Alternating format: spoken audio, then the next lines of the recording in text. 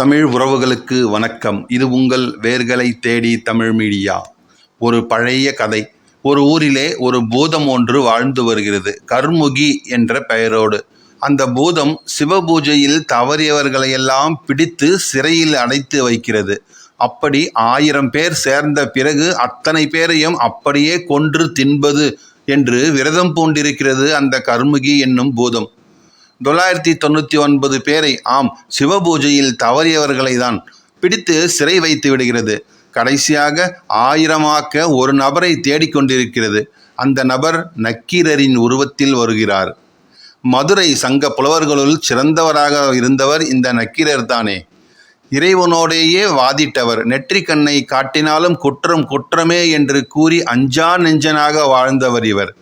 ஒரு குளக்கரையிலே ஒரு நாள் அவர் காலை நேலையில் உட்கார்ந்து சிவபூஜை செய்து கொண்டிருக்கிறார். அந்த குளக்கரையிலே ஒரு அரச மரம் ஒன்று இருக்கிறது. அந்த மரம், குளம் இவைகளில் ஒரு வினோதம் உண்டு. அதாவது அந்த மரத்தின் இலை தரையில் விழுந்தால் பறவையாக உயிர் பெற்றுவிடும். அதே இலை தண்ணீரில் விழுந்தால் மீனாக மாறிவிடும். நக்கீரர் பூஜை செய்து கொண்டிருந்த பொழுது ஒரு இலை பாதி தண்ணீரிலும் பாதி தரையிலுமாக விழுந்தது. தரையில் விழுந்தது பறவையாகவும் தண்ணீரில் விழுந்தது மீனாகவும் மாறுகிறது. இரண்டும் ஒன்றை ஒன்று விடாமல் இழுத்து கொண்டிருக்கிறது. இந்த அதிசயத்தை கண்ட நக்கீரர் மனம் மலைப்பூறுகிறது. செய்து வந்த சிவபூஜை தவறிவிடுகிறது. பூதம்தான் எப்பொழுது என்று காத்து கொண்டிருந்ததே உடனே அங்கு ஓடி வந்து அந்த நக்கீரரை பிடித்து கொண்டு போய் சிறையில் தள்ளிவிடுகிறது. 1000 பேர்கள் கிடைத்துவிட்ட உற்சாகத்தில் அவர்களையெல்லாம் உண்பதற்கு முன்பு நீராடிவிட்டு வரலாம் என்று சென்று விடுகிறது அந்த பூதம். பூதத்தின் வரலாற்றை சிறையில் இருந்த மற்றவர்களிடம் கேட்டு தெரிந்து கொள்கிறார் நக்கீரர். உடனே தம்மையும் மற்றவர்களையும் இங்கிருந்து விடுவிக்க முருகனை துதிக்கிறார். அப்படி அவர் பாடிய பாட்டுதான் 10 பாட்டில் வரும் முதல் பாட்டான திருமுருகாற்றுப்படை. இந்த வரலாற்றை பகழி கூத்தர் திருச்செந்தூர் பிள்ளை தமிழிலே பாடியிருக்கிறார். ஏர்கொண்ட பொய்கைதனில் நிற்கும் ஒரு பேர் அரசின் இலை கீழ்விழில் பறவையாம், இது நிற்க நீர்விழில் கயலாம், இது ஒன்றி ஓரிலை அங்கும் இங்குமாய் பார்கொண்ட பாதியும் பறவை தானாக அப்பாதியும் சேலதாக பார்கொண்டிழுக்க அது நீர் கொண்டிழுக்க இப்படி கொண்டது அதிசயம் என்ன? நீர் கொண்ட வாவிதனில் நிற்கும் ஒரு பேய்வாய் நெடும் பூதம், அது கொண்டு போய் நீள்வரை எடுத்து அதன் கீழ் வைக்கும். அது கண்டு நீதி நூல் மங்காமலே சீர்கொண்ட நக்கீரனை சிறைவிடுத்தவா செங்கீரை ஆடி அருளே, திரை எரியும் அலைவாய் உகந்த வடிவேலனே செங்கீரை ஆடி அருளே என்பதுதான் அவருடைய பாட்டு. இப்படி நக்கீரர் திருமுருகாற்றுப்படை பாடுவதற்கு காரணமாயிருந்த குளமும் மரமும் இருக்கும் தலம்தான் திருப்பரங்குன்றம். அதனாலேயே திருமுருகாற்றுப்படையில் சொல்லப்படும் 6 படை வீடுகளில் முதல் படை வீடாக திகழ்கிறது இந்த திருப்பரங்குன்றம். இன்றைய காணொலியில் இந்த ஆலயத்தின் ஸ்தல வரலாறு, சிறப்புகள் ஆகியவற்றை தான் பார்க்க போகிறோம். காணொலியை ஸ்கிப் பண்ணாமல் முழுசாக பாருங்க. நீங்கள் இன்னும் நம்ம சேனலுக்கு சப்ஸ்கிரைப் பண்ணலைன்னா சப்ஸ்கிரைப் பண்ணிடுங்க. மறக்காம பக்கத்தில் இருக்கிற பெல் பட்டனை ப்ரெஸ் பண்ணிடுங்க. வாங்க காணொலிக்குள்ள போகலாம். திருப்பரங்குன்றம் மதுரைக்கு தென்மேற்கே 5 மைல் தொலைவில் அமைந்திருக்கிறது. மதுரை பெரியார் பேருந்து நிலையத்திலிருந்து ஏராளமான நகர பேருந்துகள் எல்லாம் இயக்கப்படுகிறது திருப்பரங்குன்றம் செல்வதற்கு. இல்லை என்றால் திருமங்கலம் செல்லும் பேருந்தில் புறப்பட்டு சென்றாலும் திருப்பரங்குன்றத்தில் இறங்கிக் கொள்ளலாம். இந்த திருப்பரங்குன்றம் மலையின் உயரம் 1056 அடி என்று கணக்கிட்டிருக்கிறார்கள். குன்றே சிவலிங்க வடிவமாக இருப்பதால் இந்த குன்றையே சிவலிங்கமாக கருதி வழிபட்டிருக்கிறார்கள் நம் முன்னோர்கள். முருகப்பெருமான் எழுந்தருளியுள்ள தலமாதலால் ஸ்கந்தமலை என்று வழங்கப்பட்டிருக்கிறது. இந்த ஸ்கந்தமலையே பின்னர் திரிந்து சிக்கந்தர் மலை என்று முஸ்லிம்களால் அழைக்கப்படுகிறது. இந்த திருப்பரங்குன்றம் மலையின் அடிவாரத்தில் மலையை சேர்ந்தாற் போல வடபகுதியில் அமைந்திருக்கிறது முருகன் திருக்கோவில். அங்குள்ள கோபுர வாயிலுக்கு முன்னால் பெரிய மண்டபம் ஒன்று உண்டு. அதனை தாங்கி நிற்பவை சிறந்த வேலைப்பாடுகள் அமைந்த 48 தூண்கள் என்றால் மண்டபம் எவ்வளவு பெரியது என்று உங்களால் கணக்கிட்டு கொள்ள முடியும் அல்லவா? திருமலை நாயக்கரால் கட்டப்பட்ட இந்த மண்டபத்தை ஏனோ தெரியவில்லை சுந்தர பாண்டியன் மண்டபம் என்று அழைக்கிறார்கள். இந்த மண்டபத்தை தாண்டி சென்றால் துவஜஸ்தம்பம் கூடம் இருக்கிறது. அங்கிருந்து படிக்கட்டுகள் மேலே ஏறி சென்றால் மலையை குடைந்து குடைந்து அமைத்த குடவரைகள் இருக்கும். அந்த குடவரைக்கு உள்ளே முருகப்பெருமான், திருமால், துர்க்கை, விநாயகர், சிவபெருமான் ஆகியோரெல்லாம் இருக்கிறார்கள். கோவிலில் உள்ள மண்டபங்களில் அரியநாத முதலியார், திருமலை நாயக்க முதலியார் ஆகியோரெல்லாம் சிலா வடிவில் இருக்கிறார்கள். இந்த கோவிலில் மூலவர் பரங்கிரிநாதர். இவர் சிவலிங்க திருவுருவில் இருக்கும் இறைவன். இவருடைய துணைவி ஆவுடை நாயகி. என்றாலும் இந்த தலத்தில் முக்கியத்துவம் வாய்ந்தவர் முருகப்பெருமான் தான். ஆம், அன்று திருச்சீரலை வாயில் சூரபதுமனை சம்கரிக்க அதற்கு வெற்றி பரிசாக தேவேந்திரன் தன் மகளாகிய தெய்வ யானையை மணமுடித்து கொடுத்தான் என்பது வரலாறு.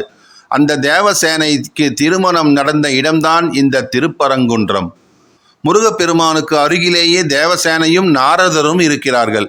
அங்குள்ள குடவரை சுவரில் அர்த்த சித்திரமாக அமைந்த சிற்ப வடிவங்கள் நிறைய இருக்கிறது. அதில் ஒன்று கைலை காட்சி. கைலை மலையிலே பார்வதி ஒயிலாக நிற்கின்ற நிலை சிற்ப வடிவத்திற்கு ஏற்றதாக அமைந்திருக்கிறது. இங்குள்ள முருகவேலிடத்துதான் நக்கீரர் அடியவர்களை முதலில் ஆற்றுப்படுத்தியிருக்கிறார். மதுரை, திருப்பரங்குன்றம் இரண்டையும் இணைத்தே பாடியும் இருக்கிறார். செருப்புகழ்று எடுத்த சேன் உயர் நெடுங்கொடி வரிப்புனை பந்தோடு பாவை தூங்க பெருனர் தேய்த்த போர் அருவாயில் திருவீற்றிருந்த தீது நீர் நியமித்து மாடமலி மருகின் கூடல் குடவையின் இருசேற்று அகல்வயல் விரிந்து வாயவிழ்ந்த முள்தாள் தாமரை துஞ்சி வைகரை கண்கமழ் நெய்தல் ஊதி எல்பட கண்போல் மலர்ந்த காமர் சுனைமலர் சிறை வண்டின் அரிக்கணம் ஒலிக்கும் குன்று அமர்ந்து உரைதலும் உரியன் என்று திருப்பரங்குன்றத்து முருகனை நமக்கு அறிமுகப்படுத்தி வைக்கிறார் நக்கீரர். அதாவது கரிய சேற்றில் மலர்ந்த தாமரை மலரில் தூங்கி அதிகாலையில் தேன் நிரம்பிய நெய்தல் மலரை ஊதி சூரிய உதயமானதும் மலர்கின்ற பூக்களின் மீது அருஞ்சிறை வண்டுகள் ரீங்காரம் செய்யும் திருப்பரங்குன்றத்தில் அமர்ந்திருக்கிறான் அவன் என்பதுதான் நக்கீரர் தரும் விளக்கம். இன்னும் இந்த தலத்தில் உள்ள முருகனை திருமூர்த்திகளும் வந்து பிரார்த்தித்திருக்கிறார்கள். அதனாலேயே இந்த குன்றம் இமயமலையை ஒத்து இருக்கிறது என்று சொல்லப்படுகிறது. அந்த மலையில் உள்ள அருவியும் சரவண பொய்கையை ஒத்து இருக்கிறது என்று கூறுகிறார் சங்க புலவருள் ஒருவரான நல்லெழுச்சியார். பரங்குன்றம் இமயக்குன்ற நிகர்க்கும் இமயக்குன்றினில் சிறந்து நின்றின்ற நிறை இதழ் தாமரை மின்னின்ற விளங்கினர் ஒருநிலை பொய்கையோடுக்கும் திருநின் குன்றம் என்பதுதான் அவருடைய செய்யுள். இத்தலத்திற்கு திருஞான சம்பந்தர் வந்திருக்கிறார், சுந்தரம் வந்திருக்கிறார். இருவரும் பதிகங்கள் பாடி பரங்குன்றநாதரை வாழ்த்தி வழிபட்டிருக்கிறார்கள். இந்த திருப்பரங்குன்றத்திற்கு வந்த நாம் கோவிலுக்குள் செல்வதுடன் மாத்திரம் திருப்தி அடைந்து விட முடியாது. மலை ஏறி சென்று அங்கு சுற்றி இருக்கும் காட்சிகளையும் காண வேண்டும். மலைமேல் ஏறி சிறிது தூரம் சென்றால் 2 பெரிய பாறைகளுக்கு இடையே ஒரு சமாதி இருக்கிறது. அங்குதான் சிக்கந்தர் பாட்ஷா என்ற பக்கிரி அடக்கமாகி இருக்கிறார். இவர் பெயரையும் இணைத்தே ஸ்கந்தர் மலையை சிக்கந்தர் மலையாக மாற்றி இருக்கிறார்கள் முஸ்லிம்கள். சமாதிக்கு முன்னால் உள்ள மண்டபம் நல்ல தமிழ்நாட்டு பாணியிலே இருக்கிறது. ஆனால் மண்டபத்தின் மேலேயுள்ள கூர் உருளை ஸ்தூபிகள் மட்டும் இஸ்லாமிய கட்டிடக்கலையை ஒத்து இருக்கிறது. இது எப்படி சாத்தியம் என்று எனக்கு தெரியவில்லை. இதற்கான பதிலை ஆராய்ச்சியாளர்கள் தான் கூற வேண்டும். இது போன்ற சிக்கலான சந்தேகங்களுக்கு தெளிவு கூற நம் நாட்டில் ஆராய்ச்சியாளர்கள் மிக மிக குறைவு. சரி, மலையின் தென்பகுதியில் ஒரு பாறை. அந்த பாறையில் 2 திகம்பர சமண உருவங்கள் நின்ற திருக்கோலத்தில் செதுக்கப்பட்டிருக்கிறது. கூன் பாண்டியன் சமணனாக இருந்த காலத்தில் இந்த வட்டாரத்திலெல்லாம் சமணர்கள் நிறைந்திருந்திருக்கிறார்கள்.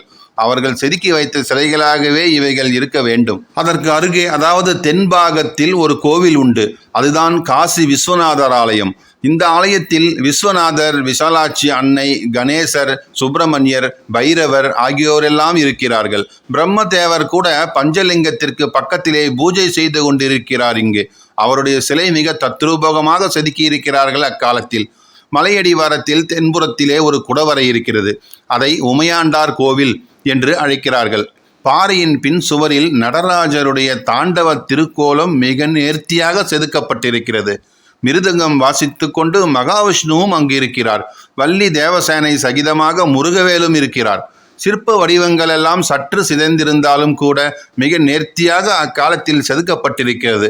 இதை மேலோட்டமாக பார்க்கும் பொழுது பல்லவர் குடவரை போல் இருந்தாலும் கூட இந்த குடவரையையும் இந்த சிற்பங்களையும் செதுக்கியது பாண்டிய மன்னர்கள்தான் என்பதையெல்லாம் அறிய முடிகிறது. 18ஆம் நூற்றாண்டில் இந்த பகுதியை ஆங்கிலேயர் கைப்பற்றிய பொழுது குட்டி என்று அழைக்கப்படும் ஒரு பக்தன் மலையிலிருந்து குதித்து தற்கொலை செய்து கொண்டு இந்த கோவிலை காப்பாற்றினான் என்று கூறுகிறது வரலாறு.